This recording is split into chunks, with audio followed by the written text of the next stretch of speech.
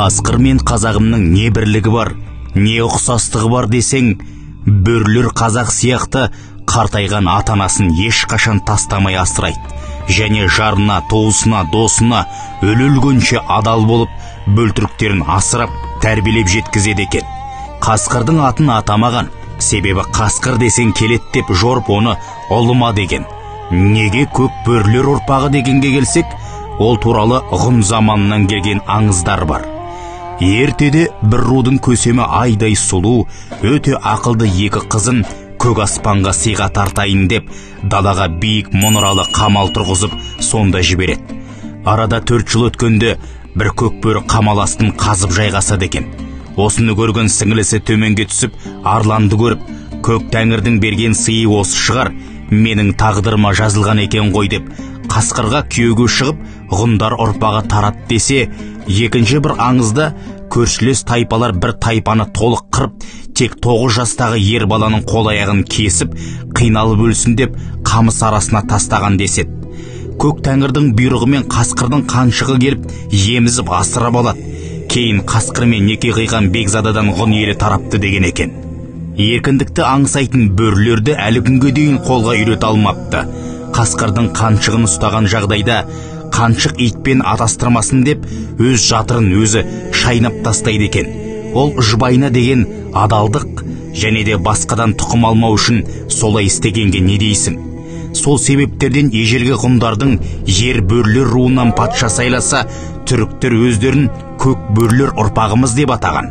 Түрік қағаны Күлтегін жорық алдында Хангай тауларына келеді. Қақыраған қыстың күні қар қалың.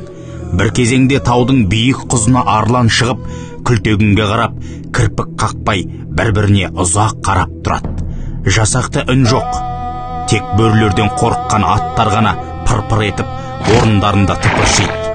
Тау басындағы бөрілер арланның бұйрығын тосқандай төменге түспей, көздері жарқ-жұрқ етіп, омбы қарды боралап жүреді. Бір кезде Күлтегін: «О көк аспанның көк құрты, саған сыйымды әкелдім. Маған қайтпас, қайсарлығыңмен ешкімге жұқпас төзімділігіңді бер. Үлкен жорық үстінде жебей жүр көк тәңірдің көк құрты» деп қолын сілтегенде, жасақтары қойларды бауыздап, әппақ қарды қызылға бояп, қар үстіне тастайды. Бөрілердің ұлығаны Күлтегінді қолдау көрсетіп жатқандай, аттарын бұрып тәуекелге салып жүргенде, қағанның оң қол басшысы Ябығы былай дейді: «Бабаларымыздан рух алдыңыз, ешкім бізге қарсы тұра алмайтын шығар» дегенде, қаған: «Аспан төңкеріліп түспесе, жер қақ айырылмаса, түрікті ешкім жеңе алмайды» дейді. Міне, керемет табиғат сырын білетін, аңның тілін білетін бабалар рухы қандай. Атақты әлемді жаулаған Шыңғыс ханның өзі кей деректерде бөрі жігіт руынан деседі. Қасқырдың қайсарлығы сондай, тірідей терісін сыпырсаң да қыңсылын естімейсің. Қазақтың ғарышкері Тоқтар Әубәкіров ағамыз жылына бір рет қарусыз қасқарға шығады екен.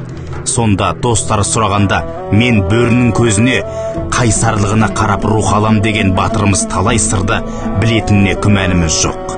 Заман ақыры болып, бүкіл тіршілік өлгенде, сүф үрге қарсы тұратын қасқыр ғана дейді Құран аяттарында.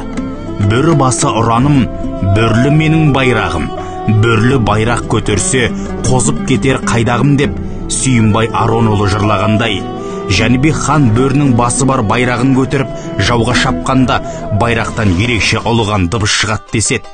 Қазақтың қасқырдан қорқатын кезі ол бөрі сырғақ деп аталады. Бұл кезде қасқырлар ұйығып, 19 қаңтар мен 26 қаңтар аралығында болады. Қатты аяздар басталады. Орыстар оны крещенские морозы деп атайды. Қасқырлар ұйыққан кезеңде көздері қызарып, махаббат сезіміне бас ұрып, жолында кездескеннің бәрін өлтіріп, қанында ішпейді, етінде жемейді. Міне, бөрі сырғақ кезінде ғана осындай құбылысты білген қазағым мал күзетіп, жолға шықпаған. Көк аспандай желбіреген туы бар, көк бөрідей алаулаған пірі бар, еркіндікті аңсаған қазағыма ниет етсең, тәңірдің бір сыйы бар дегендей, табиғат пен аңдардың тылсым сырын білгенге кедергі жоқ қазағым. Қазақ білуі тиіс кітабынан үзінді. Жинақтаған Ешмағамбетов Бауыржан Сатыбалдыұлы.